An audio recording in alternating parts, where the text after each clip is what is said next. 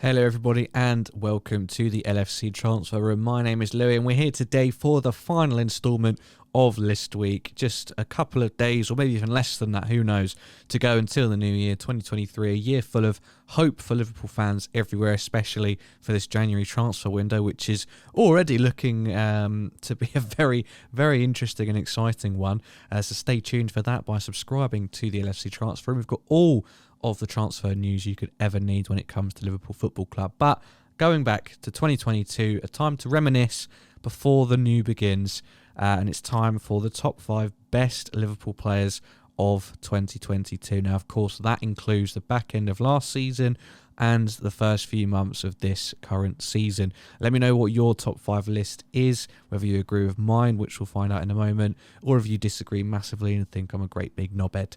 Please do let me know. But make sure you like this video and, as I said, subscribe to the channel for all of your Liverpool content. But let's get straight into it.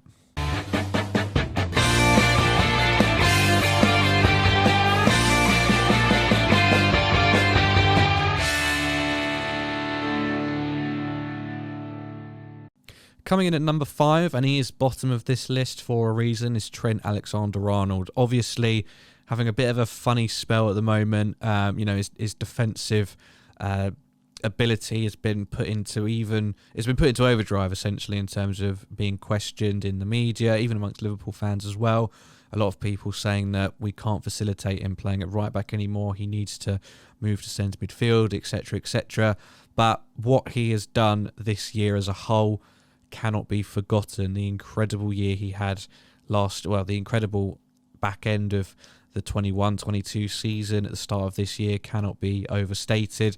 And even now, even when he's going through all of this, the pass he pulled off against Aston Villa and everything he's done this year, there are things that only him and a very select amount of people could do. One of them starts with Kevin and ends with De Bruyne.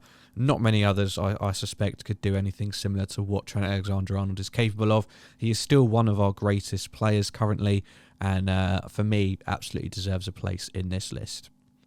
Number 4 is Mohamed Salah. Now, after the AFCON final and the World Cup qualifier, in which Egypt played Senegal in both fixtures, it felt like he'd fallen off a little bit, wasn't quite playing to his best. But for me, especially this season when things haven't been going great, he has quietly gone along with his business. The system has not always allowed him to play at his best, sometimes forcing him to play in very wide positions. But even then, for me, he's done more than enough to continue his as one of the best players in the world, best player in the Liverpool team in terms of superstardom, really.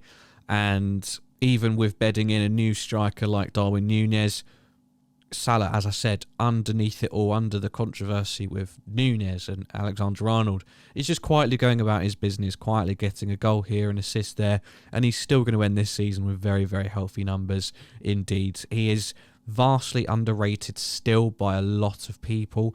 I think there are a multitude of reasons for that. Some football rivalry and tribalry, some of it a bit more sinister. We won't go into that on this video, though, as much as I'd love to.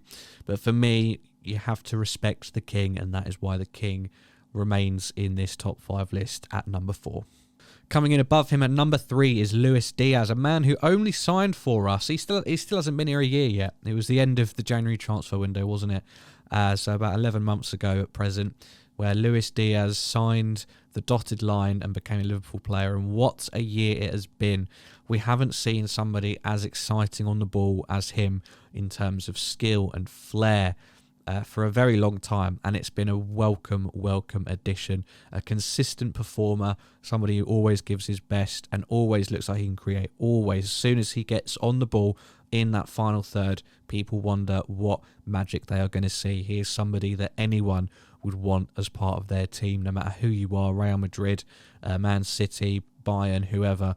Luis Diaz is going to be very sought after property at some point. But for now, we get to enjoy him. So that is why he is at number 3. At number 2, somebody who could have been a World Cup winner upon his return in a few days is Ibrahima Konate, signing Not the summer gone, but the summer before that. And what a debut season he had, being part of that quadruple pushing team. Never have I seen a centre-back come in, apart from Van Dijk, and settle as quickly as he has done. He's pushed, Joel Matip now to third choice, which a lot of people thought was very difficult to do, because Joel Matip is one of those world-class midfielders that just, will never quite get the acclaim he deserved, I don't think. But Konate, for me, is a superstar in the making. A Virgil van Dijk 2.0, potentially, who knows. But all that we do know is that our defence is in very, very solid hands for the next few years. Konate has been an unbelievable bit of business for us, especially for the fee we signed him for. And I can't wait to see what he's able to do and help us to achieve in 2023.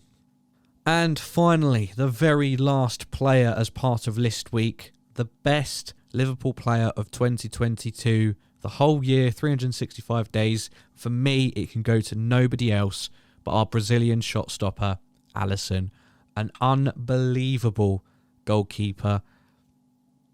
We have been playing at the top level for a very long time. We were in that quadruple season, in the title-winning season. We were winning game after game after game, and that may lead you to suggest that we were playing, incredible every single game and passing teams off the pitch and putting 5 past everybody. But the story is a lot different to that. And without a world-class keeper, without Alisson, really, I don't think any other keeper could do what Alisson's done. We would have been, we very well may not have won that league title. We wouldn't have had the Champions League title because of that save against Napoli in the group stages, if anyone remembers correctly, which got us through to the round of 16. And most of our success, could we have done it without Trent? This is off the cuff, but maybe. Could we have done things without Andy Robertson?